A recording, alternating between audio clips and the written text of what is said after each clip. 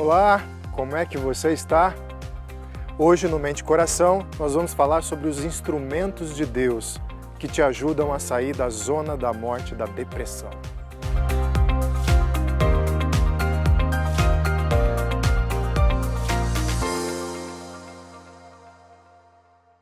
Nós temos acompanhado a jornada de Elias para fora da zona da morte e da depressão, de como Deus o tirou de lá. Mas deixa eu te mostrar quando começa essa semente desse cárcere da depressão na vida de Elias. É anterior ao capítulo 19 que nós estamos estudando.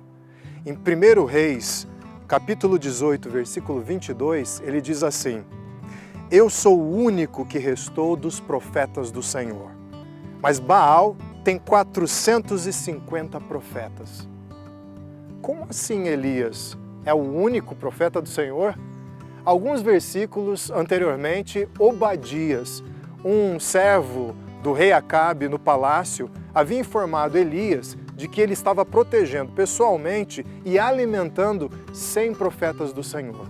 Ele não era o único, mas aquele que se coloca no cárcere da depressão, aquele que se vê cercado por uma redoma de tristeza e apatia, normalmente começa a se ver como uma pessoa solitária.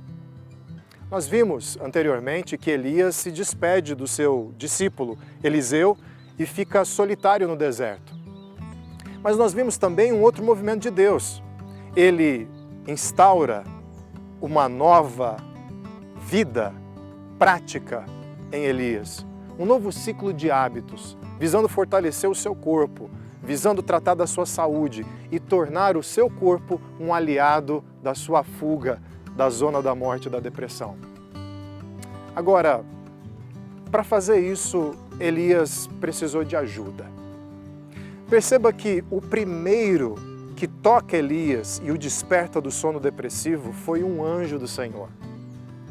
Anteriormente, Obadias já tinha passado uma informação importante que ia ser somada a uma outra informação futura, a de que não eram apenas 100 profetas do Senhor que haviam se mantido fiéis à fé verdadeira, mas 7.000 outros estavam espalhados e que se mantinham fiéis ao Senhor. Mas durante a depressão a gente se esquece disso. Nós e o nosso sofrimento crescemos de tal maneira, o nosso sofrimento ganha contornos tão colossais, tão gigantescos, que tapa qualquer outra visão que nós possamos ter. É por isso que a esperança nos abandona. É por isso que o dia se torna cinza. É por isso que você não enxerga mais o sol. Tudo que você enxerga é o sofrimento. Olha, não se ofenda com o que eu vou dizer, mas todo depressivo se torna progressivamente egoísta, mesquinho e ensimesmado. Tá. Agora, nesse momento, você talvez ficou tentado a desligar aí esse vídeo, passar para uma outra aba, ver algo mais otimista, mas são palavras necessárias. Nós nos tornamos solitários no cárcere da depressão. Nós passamos a enxergar apenas o nosso sofrimento. Nós interpretamos todas as frases, todas as falas, todos os gestos das outras pessoas ao nosso redor como invasivos. Gestos e palavras de pessoas que não nos compreendem. Sugestões são vistas como um atrevimento. Oportunidades dadas a nós são vistas como desleixo, são vistas como provocação.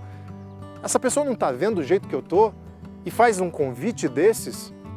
Não, as pessoas não estão entendendo as minhas lágrimas, elas não estão entendendo as minhas razões. Perceba que tudo é interpretado aos olhos do sofrimento, tudo é interpretado aos olhos da desesperança. Agora, também não é possível sair do cárcere sem os instrumentos de Deus. O anjo foi também um instrumento de Deus. Só após o contato com o anjo, a refeição preparada por ele, a caminhada sugerida, é que Deus apareceu a Elias. Deus utiliza pessoas e os mais diversos recursos para nos ajudar. As pessoas ao nosso redor, os instrumentos de Deus, são aqueles para quem nós olhamos nos momentos em que nós nos vemos sem forças para tomar reações, tomar atitudes na nossa vida e que nos dão aquele apoio necessário. Você vai perceber que naquelas suas primeiras aventuras, para fora do leito, para fora do cárcere, para fora da sua casa, talvez ouvindo aquele convite de um parente que há muito tempo tem te chamado para participar de um culto. Você vai ouvir uma palavra boa lá, você vai ouvir a música de pessoas cantando ao seu redor, vai ser um ambiente que vai te revitalizar. Talvez você se desafiou aí nesse culto. Você se desafiou a comparecer ali. Talvez você entrou no carro, talvez você pegou uma carona, parou na frente da igreja, viu aquela multidão de pessoas e pensou assim, eu quero ir para casa, eu não quero ver essas pessoas todas. Você entrou no lugar, aquele lugar de adoração. E aí você ouviu orações, canções e uma mensagem falando sobre fé, falando sobre sonhos de Deus, falando sobre as cores do reino, falando sobre alegria. Você ouviu pela boca de outras pessoas testemunhos, elogios a Deus, esperança, histórias, renovo, recuperação, tantas palavras otimistas, tantas palavras boas. Aí talvez você voltou para casa e você pode levar em consideração aquela sugestão daquele seu grande amigo. Vá nesse profissional aqui. Ele é um bom psiquiatra, ele é um bom psicólogo, ele é um bom terapeuta. Talvez você possa tomar coragem e fazer uma segunda aventura.